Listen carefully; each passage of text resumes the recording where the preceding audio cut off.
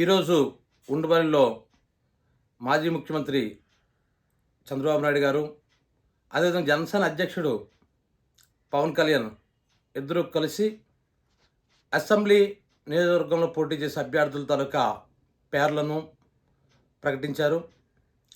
అందులో భాగంగా జనసేనకి చంద్రబాబు నాయుడు కేటాయించిన సీట్లు 24.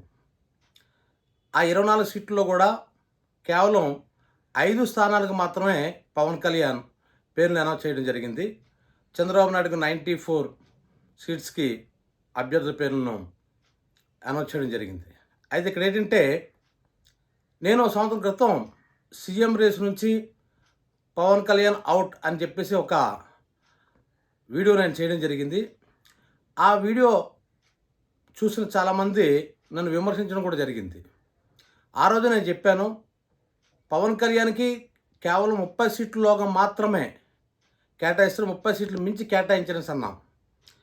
ఆ తర్వాత ఎన్నో మార్పులు జరిగాయి, రాజకీయాల్లో కూడా ఎన్నో మార్పులు జరిగాయి. అయితే పవన్ కళ్యాణ్ చెప్తున్న పాయింట్ ఏంటంటే, మాకు ఓట్ల శాతం పెరిగింది, అప్పుడు 6% రావడం నిజమే, కానీ ఇప్పుడు మేము ఒక 20% వరకు కూడా మేము వెళ్ళాం అని పవన్ కళ్యాణ్ అంటుండేవాడు. కానీ ఈరోజు సీట్ల కేటాయింపు చూసేసరికి 24 మాత్రం వచ్చాయి. ఈ మధ్య కాలంలో కాపు వర్గానికి చెందిన ఒక పెద్ద నాయకుడు చేగుండ హరిరామ్ జోగి గారు 2 సార్లు 3 సార్లు లెటర్స్ రాశారు పవన్ కళ్యాణ్కి. అదేంటంటే, కనీసం 60 సీట్లు తగ్గకూడదు, ఇంకా అంటే ఏమైనా తగ్గింది 40 సీట్లు తగ్గకుండా 60-70 సీట్ల వరకు అడగండి అని ఒకటి చెప్పారు. అదేవిధంగా ఈ షేర్ ఒకటి అడిగారు, పవర్లో షేరు అంటే ఒక డిప్యూటీ సీఎం కానీ, లేదంటే 2.5 సంవత్సరాలు చంద్రబాబు నాయుడు, 2.5 సంవత్సరాలు పవన్ కళ్యాణ్, అలాగా ఆ పవర్ షేరింగ్కి డిమాండ్ చేయమని చెప్పారు. అయితే ఈ మధ్యకాలంలో పవన్ కళ్యాణ్ కూడా మాట చెప్పేవాడు, గౌరవప్రదమైన సీట్లు మాత్రమే నేను అడుగుతాను అని. అఫ్కోర్స్ ఆయన చాలాసార్లు గడికే నేను సీఎం అని అనేవాడు, గడికే నేను సీఎం కాదు, నేను అలా సీఎం అయిపోతాను అనేవాడు, గడిగే సీఎం రేస్ నేను ఉన్నానని అనేవాడు. అంతవరకు మొన్న లోకేష్ ముఖ్యమంత్రి అభ్యర్థిత్వం అనేది, ముఖ్యమంత్రి అనేది చంద్రబాబు నాయుడు గారే, అది ఇంకెవరికి ఇవ్వరు అని చెప్తే నేను చాలా బాధపడ్డాను. ఎందుకంటే అలా చెప్పడం అనేది నేను చాలా బాధపడ్డానని చెప్పేసి పవన్ కళ్యాణ్ స్టేట్మెంట్ ఇచ్చాడు. ఇంతలో ఏం జరిగిందో అర్థం కావట్లేదు. కేవలం 24 సీట్లకే జనసేనని ఆ పొత్తుకు అంగీకరించడం, నాకు తెలిసినంత వరకు జన సైనికులు ఈ విషయంలో చాలా ఇబ్బంది పడతారు. ఈ మాట నేనేడో చెప్పాను, నేను మళ్ళీ చెప్తున్నాను. జన సైనికులు జనసేనాన్ని ముఖ్యమంత్రి చేయాలని చూస్తున్నారు కానీ చంద్రబాబు నాయుడిని కాదు. మరి అతను ఎందుకు తల ఒగ్గాడు? కనీసం పావలా వాటా కూడా లేదు. కనీసం అంటే 25 సీట్స్ ఇస్తే 100కి అది పావలా వాటా అవుతుంది, కానీ పావలా వాటా కూడా లేదు. 175 సీట్లకి 24 సీట్లు ఇచ్చారంటే ఇక్కడ పవన్ కళ్యాణ్ ఈ పొత్తుకు ఎందుకు అంగీకరించాడో తెలియటం లేదు. అదేవిధంగా జన సైనికులు కూడా ఇప్పుడు ఇబ్బంది పడే పరిస్థితి వచ్చింది. అంటే ఆ రోజు నేను చెప్తే 30 సీట్ల కంటే ఎక్కువ ఇవ్వడం, 30 సీట్లు లోపే అని నేను చెప్తే చాలామంది నన్ను విమర్శించారు కూడా. కొంతమంది ఫోన్లు చేసి కూడా విమర్శించారు, మీకు ఏంటి తెలుసు, మాకు ఇప్పుడు ఓట్ల శాతం పెరిగింది, మాకు ఖచ్చితంగా ఎక్కువ సీట్లు వస్తాయి, ఎన్నల్లా కాదు ఇప్పుడు అని ఎన్నో మాటలు ఆ రోజు అన్నారు. మళ్ళీ వాళ్ళందరికీ అందుకే గుర్తు చేస్తాను, మళ్ళీ చాలా తర్వాత మళ్ళీ నేను వీడియో ముందుకు అందుకే వచ్చాను.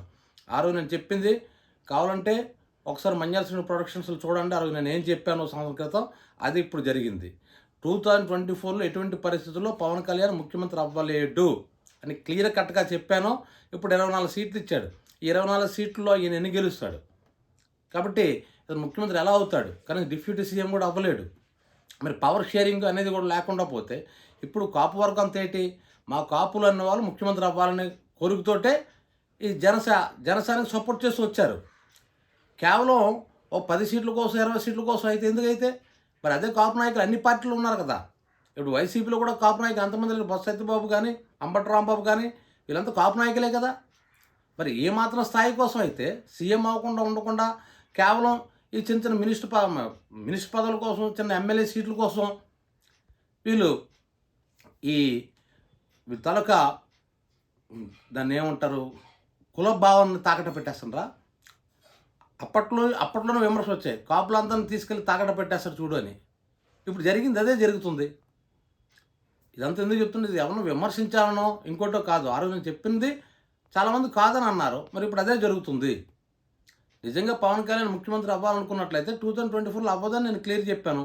ఇప్పటికైనా ఆయనకు ఒక ఛాన్స్ ఉంటుంది. అది ఎలాగంటే నెక్ టు నెక్ పోటీ వచ్చేటప్పుడు చెరిసా మనకు దాదాపు 1-2 సీట్లు ఇటు అటు తేడాతో నెక్ టు నెక్ సీట్లు గెలుచుకున్నప్పుడు మాత్రం అప్పుడు అతను డిమాండ్ చేయొచ్చు, నాకు పవర్ షేరింగ్ ఇస్తేనే నా ఎమ్మెల్యేలు నీకు ఇస్తానని. కానీ అలా చేసే రకంగా ఏం కనబడటం లేదు. ఎందుకంటే కనీసం అతను ఎక్కడైనా 60 సీట్లు 70 సీట్లు ఎప్పుడు డిమాండ్ చేసినట్టు ఎక్కడ కనబడలేదు.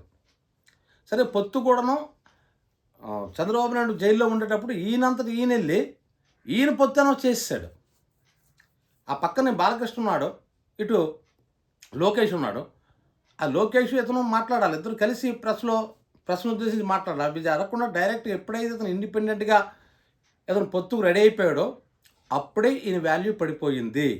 అక్కడ మొదటి రాంగ్ స్టెప్ వేశాడు. ఇప్పుడు ఈ 24 సీట్లు ఇది గౌరవప్రదమైన సీట్లా అని రేపు ఉదయం జన సైనికులే జనసేనని అడగడానికి అవకాశం ఉంది, కాపు నాయకులు అడగడానికి అవకాశం ఉంది. దానికి ఏం జవాబు చెప్తారు ఇప్పుడు పవన్ కళ్యాణ్? ఈ వీడియో మీకు నచ్చినట్లయితే మంజాల్ శ్రీను ప్రొడక్షన్స్కి లైక్ చేయండి, సబ్స్క్రైబ్ చేయండి, షేర్ చేయండి. Thank you very much.